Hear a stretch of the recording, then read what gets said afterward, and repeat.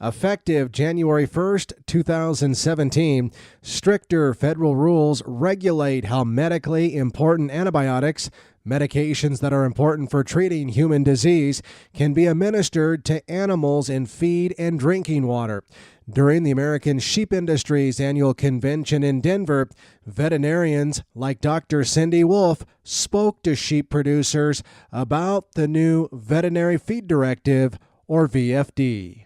Well, I think the big thing is that the producer is honest with what's been going on at the farm, what they've tried, and what their opinions are on what's helping and what's not helping.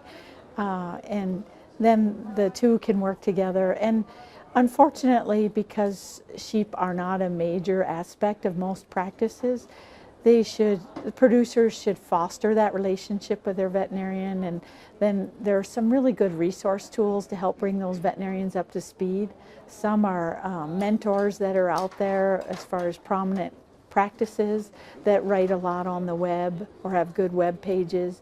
Some are organizations like the American Association of Small Ruminant Practitioners is a huge value. So they just have to decide, we're going to work together because it benefits both of us to do that. Dr. Jim Logan is Wyoming's state veterinarian and says that sheep producers will still have access to those antibiotics they were using before January 1st, 2017.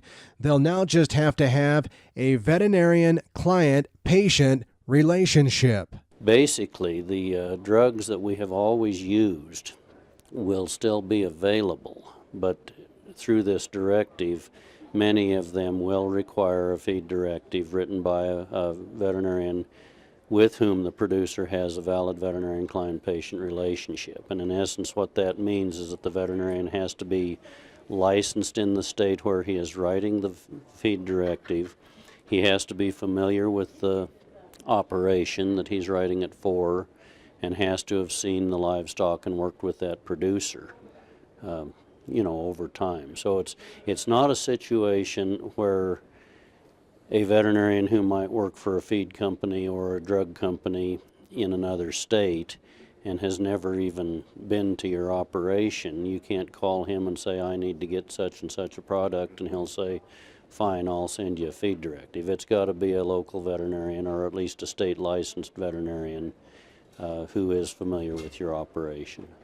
And during the American Sheep Industry's convention, Dr. Meg Oeller, a veterinarian for the Food and Drug Administration's Center for Veterinary Medicine, made a big announcement regarding the Veterinary Feed Directive and minor species, which includes sheep. The Compliance Policy Guide allows the veterinarian to write a VFD or they can use it over the counter. They can write a recommendation, depending which is the marketing status for the particular feed. For extra label use only in minor species, so not for cattle or pigs or chickens or turkeys, but for sheep and goats, this would be allowed. And as long as it's a therapeutic use in the context of a valid veterinary client-patient relationship, and there are some other requirements, and especially around record keeping. We are going to say that we will not, this is where the legal language comes in, we will not ordinarily take any action against this use. Even though it is not legal, it is a policy of enforcement discretion.